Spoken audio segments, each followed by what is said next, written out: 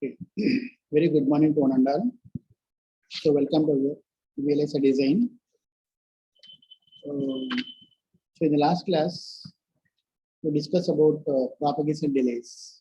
Okay, there we discussed about how the signal be propagated through pass transistors and what is its effect, and also we discussed about to propagate the signal through a long polysilicon wires and what are the problems will exist, right?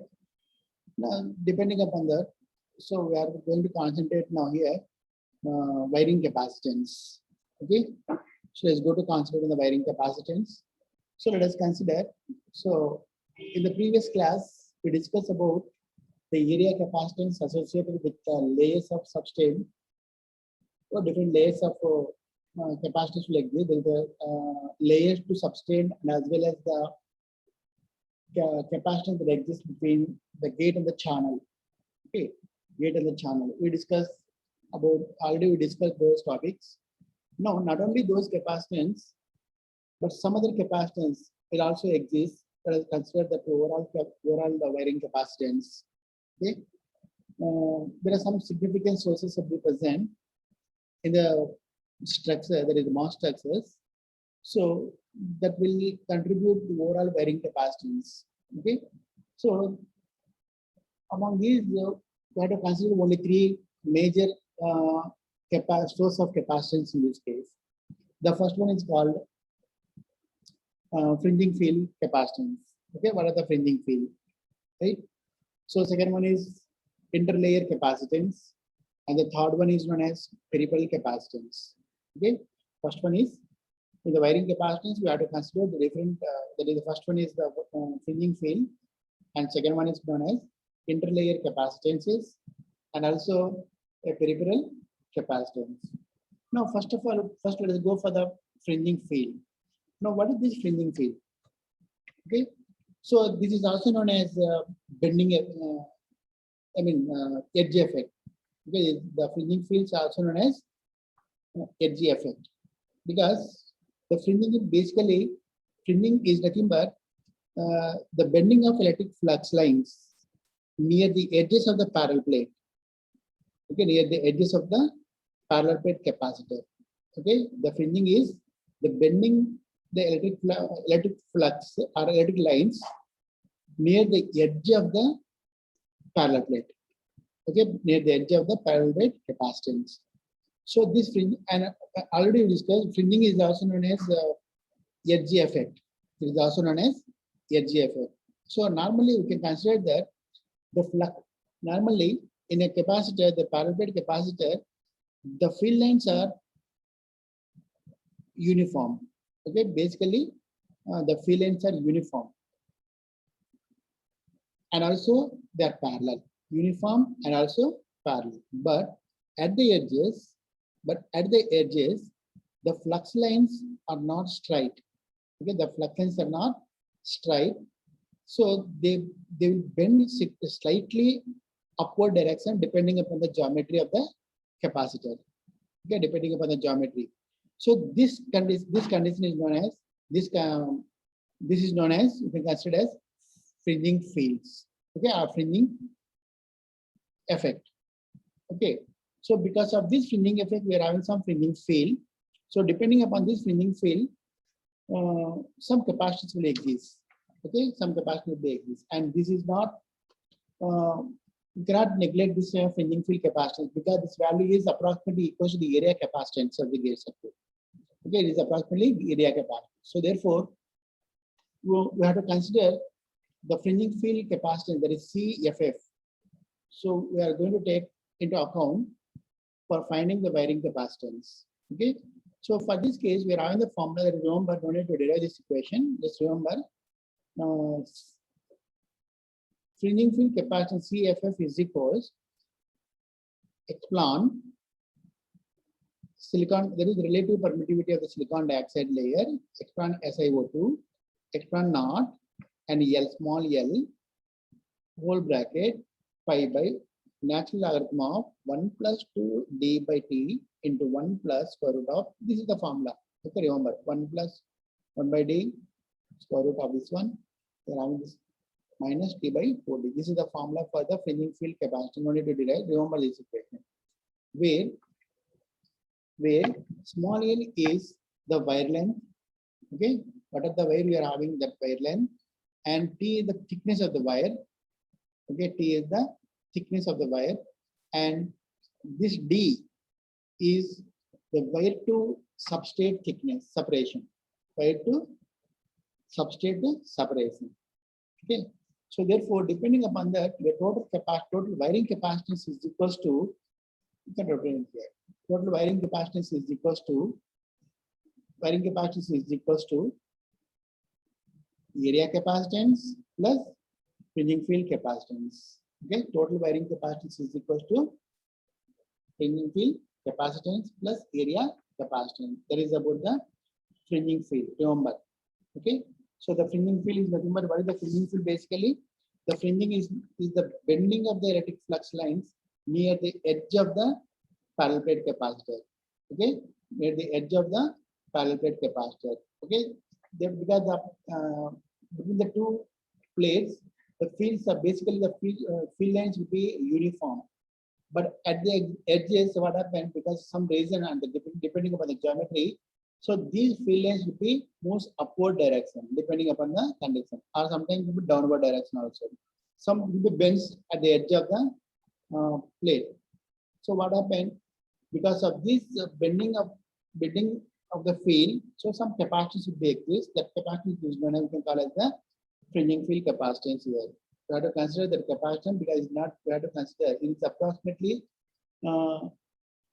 similar to, equal to the value of the, approximately equal to the value of the area capacitance. So that we are not going to neglect the capacitance, this capacitance also. So the total wiring capacitance is equals to area capacitance plus fringing field capacitance. Similarly, we can consider interlayer capacitance. The second one is known as interlayer capacitance. So already we discussed that in the MOS structure, we are having different layers. Okay, we are having different layers. That means between the two layers, there exists a, assuming that these layers are nothing but the conductors, between the two layers, there exists a dielectric media. Definitely, we can say that there is a parallel plate effect will be exists, right? So because of these layers, so some capacitance will be exists, particularly, for example, in the given area, the metal to polysilicon capacitance is higher than the metal to substrate capacitance. Okay, the metal to polysilicon capacitance is higher than the metal to substrate capacitance. Okay, remember that one, because this subject metal to polysilicon, some capacitance will be exists. We are having metal line and also we are having the polysilicon. So there exists capacitance between these two layers. And similarly, we are having metal to substrate. The capacitance exists there between the two metal and the substrate. Here, what happens is the poly to capacitance, that is the metal to poly capacitance, is higher than the metal to substrate capacitance. So therefore, there is all these things you have to consider. Okay, and why you are not going to consider the capacitance during the calculation? Because in most cases, okay, in most cases, these layer capacitance will not be crosses. Okay, if you, for example, if you consider the layout diagram perfectly by considering all these interlayer capacitances, so we can minimize this interlayer capacitance, okay, by using a correct layout structure. Okay, by using a highly dependent, that means the layout. Basically, these interlayer capacitance is highly dependent on the layout. Okay, if the layout is perfectly designed, so what happened? These interlayer capacitance can be eliminated. That's why we are not going to consider this interlayer capacitance in the circuit. But remember, if the layers should be either it crosses or exist at this point. So what happened? The interlayer, the layer underlined under the one layer under the another, or the layers will be crosses. So what happened? There exists a capacitance. Okay, so that is that capacitance is known as, we can call it the interlayer capacitance. Okay, basically we are not consider this interlayer capacitance because this fully depends on the layer structure. Okay, so now, so Next one is known as the peripheral capacitance. Peripheral capacitance. So because the CMOS structures, we are using a well structure. CMOS is depends upon the well structure. To N well structures or well the P well structures. So basically, what happen is we are having the source and drain diffusion regions in the it may be source and drain region, may be P well or N well. For example, the source and drain N diffusion regions form a junction with the P substrate or we can consider the P well. Okay, because the N in case of N channel transistors, the N channel transistor can be fabricated on the P type substrate and or we can construct it is in the P well. Okay, N transistor can be constructed either in P type substrate or in the P well structures. So therefore, what happens is these N structures with P substrate, the N diffusion with the P substrate, and also N diffusion with the P well. So there is a chance of existence of the junction. So there exists a capacitance here. Similarly, we are having the diffusion regions also. Okay, for the diffusion region, so there is a chance of formation of the diodes. Okay, so because of the associated with the peripheral devices, peripheral capacitance in the basically this is the each diode has formed which has some peripheral capacitance in the picofarad per unit length. So therefore, all these things we have to consider in order to reduce the peripheral capacitance or consider the peripheral capacitance. Similarly, but in case of orbit process, the inactive and P regions will be formed by impurity implant. Okay, impurity by using impurity implant, we are going to fabricate inactive region and P active region in the orbit process. So therefore, these peripheral capacitance will not be exist in the orbit process. But when you consider the N region and P region in the during the diffusion process, so what happens? There is a chance of existence of peripheral capacitances. Okay, there is existence of the peripheral capacitance. So therefore, so you have to consider the total capacitance in that particular area. That is the total diffusion capacitance can be considered as total area capacitance plus peripheral capacitance. Okay, so remember in the orbit process there is no chance of existence of the peripheral capacitance, but in the diffusion process forming this N and P regions, there is a chance of existence of the peripheral capacitance. So therefore, the total capacitance is equal to area capacitance per peripheral capacitance you have to consider. So here the typical values are given. So you have to remember these typical values. Sometimes they won't give the elaborate examinations. This is the problem. These are helpful for solving the problems. Okay, the typical values of diffusion capacitance. So remember, we're not having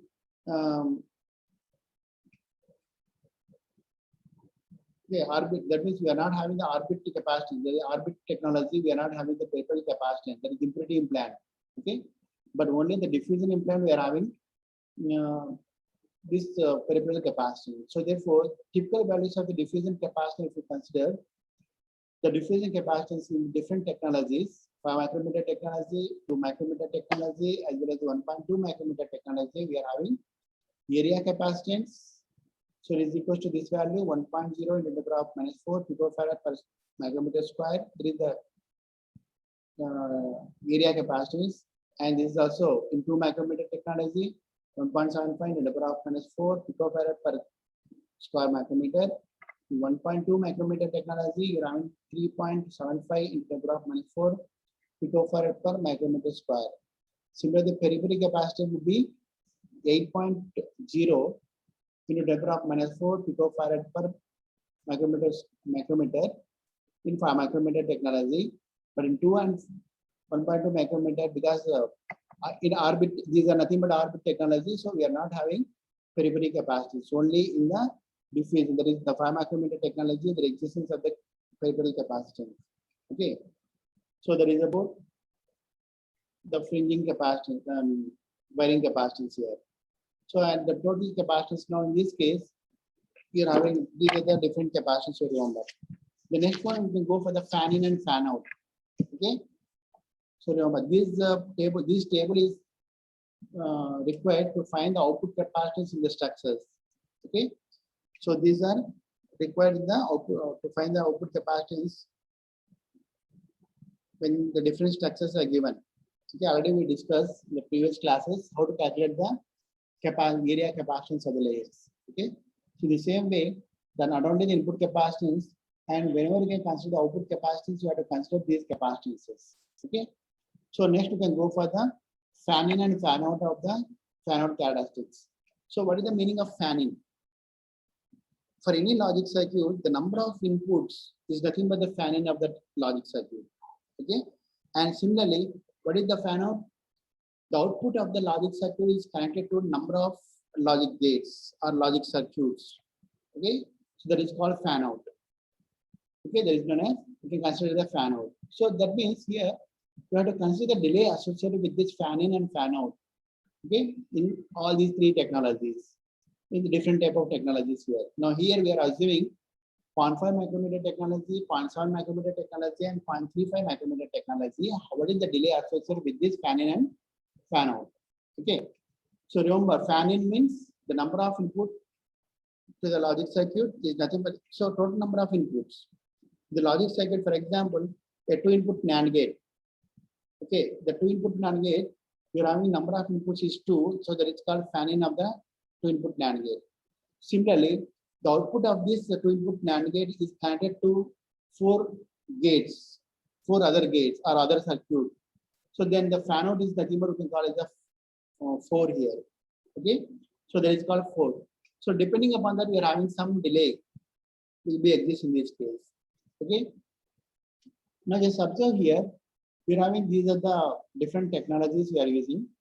Okay, and now here this is the graph between the fan in and fan out. Okay, fan in, and this is the x-axis indicates the fan in and a fan out, and y-axis indicates the delay. Okay, so delay per 100 picoseconds. Okay, this is the delay per 100 picosecond. Remember, so 100, 200, 300, 400, 500, 600 picosecond like this. Okay, so therefore, so this is the input, the fan in, and also the fan out. Now here, just observe here as per the given graph. So this line, this is 0.7 micrometer technology, and this line is nothing but 0.5 micrometer technology, and this is the solid line is the 0.35 micrometer technology. That means as the technology goes on increases, the size goes on decrease. Okay, remember. So this is the 0.7 micrometer technology, and this straight line indicates the fan in versus the delay. Okay, fan in versus the delay, and the curved line indicates fan out versus the delay. Okay, similarly in 0.5 micrometer technology, okay, this is the once again the straight line indicates, solid line indicates the fan in structure, and this one indicates fan out versus delay. Similarly in 0.35 micrometer technology, this is fan in and this is fan out. That means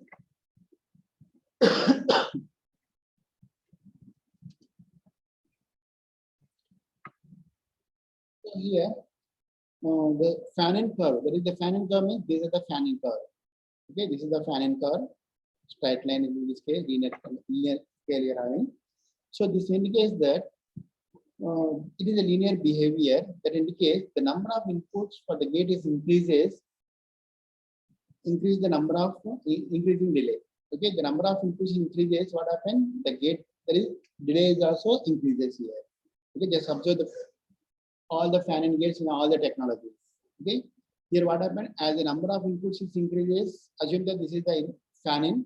So the number of inputs is increases, the delay is also increases in 0.35 technology and 0.5 micrometer technology, and also 0.7 micrometer technology. That means as the fan in is increases, the delay is also slowly increases. Okay, that is, we are getting the linear case. But come to the fan out. Okay, so what happened as the fan out is increases? So what happened as the fan out is increases like this?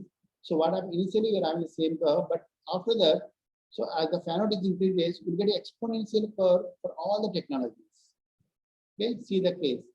You're having exponential case for all these fan out conditions. That indicates that as the fan out is increases, so what happens? Delay is increases. Okay, delay is increases very exponentially. Okay, that means that depends upon the fan out. That means how the number of gates are connected. The output of the particular device is connected to the number of inputs of the circuits. So definitely there exists a capacitance and also resistance value. So delay will be increases. So therefore, what happens? The delay will be exponentially increases. That is the fan in and fan out of the circuit. Okay. So next we can go for the choice of layers. Okay, let's go to the choice of the layers.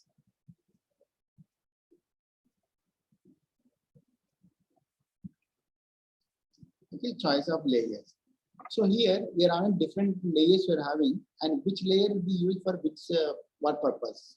Okay, which layer is used for what purpose in this case. So already we have seen we are having different layers: metal, polysilicon, and diffusion, like right. So therefore, the basically metal 1 layer is used for VSS and metal 1 and metal 2 layers. Okay, so basically in case of CMOS structure, metal 2 layer is used for VDD and VSS lines, and metal 1 for interconnections. Okay, basically we can use, and also the signal, in order to transfer the signal from one point to another, we can use the metal lines in this case, because the resistance of the metal lines will be very less. Okay, it's a very small value. So therefore, the resistance of the metal will be very, because they are perfect conductors. So what happened? The resistance will be less. So therefore, the current will be more in this case. Okay, so therefore, we are going to use. You can consider that these metal lines are suitable for power rails. Okay, so that is VDD and VSS lines. Similarly, so polysilicon layers. So the polysilicon is also exhibits some amount of resistance. That is the relative value of the resistance will be very high in case of polysilicon layer. Okay, so therefore, whenever because of this high value of sheet resistance, so what happened? The delay will be increases. So therefore, the polysilicon is not suitable for routing the VD and VSS lines. Okay, because the delay will be exists in this case. But we can use the polysilicon for short distances. Okay, when the distance is very small, we can use the polysilicon layers. But when the distance is large, we are not going to use the polysilicon layers. Already we discussed that one. Okay, so the polysilicon layers are not used for VDD and VSS line. And whenever the distance is short, you can use the polysilicon bias. But when the distance is for long distances or long length, polysilicon cannot be used in this case. Okay, so that is the also have to remember, and also capacitance effect we have to consider in this case. So all these things will be taken into consideration. You can use the choice of layers in this case. Okay, so similarly, we are having the different wires in the MOSFET, the electrical rules in this case. Okay, the fact that is what is the chip side and what is the different technology. There is the lambda based technology, or in case of micro based technology, are different. There is orbit. The lambda based technology basically 5 micrometer technology, and micrometer technology is nothing but orbit technology. Okay, so in this case, what is the corresponding values we have to remember? So metal capacitance, the layer is the metal. So here the chip wide, you can consider the chip wide. Okay, the metal. What type of metal now? This is the metal, silicide, polysilicon, diffusion. Okay, these are the you have to consider. So silicide, you're having the 2000 lambda. Okay, that is the maximum length of the, in order to communicate. The maximum length we require this much 2000 lambda in 5 micrometer technology, and silicide is 2000, and the polysilicon is only 200 lambda only, and diffusion is only 20 lambda. Similarly, for micro-based technology, silicide, we are not going to use the silicide in the orbit technology, so we cannot consider here. And the polysilicon, we are using different type of polysilicon there. So in 2 micrometer technology, the maximum length for the communication is 400 micrometer, and 1.2 micrometer technology we are having 250 micrometer, and for the diffusion it is 20 lambda. In case of 5 micrometer technology, is lambda based design rule. But in case of micrometer technology, the 100 micrometer the maximum length, and in this case 60 micrometer for the last to 1.2 micrometer technology. Okay, so these are the tables you have to remember. This is the choice of the layers, right? And also we have to consider the choice of layer. That is also the metal is used. So the metal layer is having low resistance and capacitance also low. So therefore, they can be used for good current capability without a large voltage drop. Okay, because the resistance of the metal will be very less and the capacitance is also less. So therefore, so what happens? It is a good conductor. That is a good current capabilities will be exist in case of metals. Okay, because of the resistance is very low, so drop is also very less. Okay, so it can be used as a power distribution, also global signal lines. Okay, similarly, silicide, basically silicide is the resistance of the silicide will be low. Okay, low, and the capacitance will be moderate. So therefore, the moderate, we are having the product, there is the delay, RC time constant, there is the moderate RC time constant will be exist. So therefore, reasonable long polysilicon lines are possible in this case. Okay, so similarly, the silicide is used in the plate of polysilicon in some MOS circuits. Okay, sometimes you can use the polysilicon, you can replace the polysilicon by using a silicide in some MOS circuit. So therefore, and also we are having a polysilicon. Okay, the polysilicon is having high resistance and low moderate capacitance. Since the resistance will be very high, so the product, the delay is also very high in this case. That is the delay product will be moderate. Okay, and the drop is very high. Okay, drop in the polysilicon is high. Similarly, diffusion, you're having moderate resistance and the capacitance will be high. So therefore, the moderate IR drop and high capacitance will be exist. Okay, so high capacitance is used, so therefore it's very hard to drive the capacitance here. So these are the choice of layers in the structures. So that is about the wiring capacitance and also the fan in and fan out and the choice of layers. Okay, so next class we'll solve some problems. Okay, we'll solve some problems in this chapter, right? So I'm going to stop the screen now.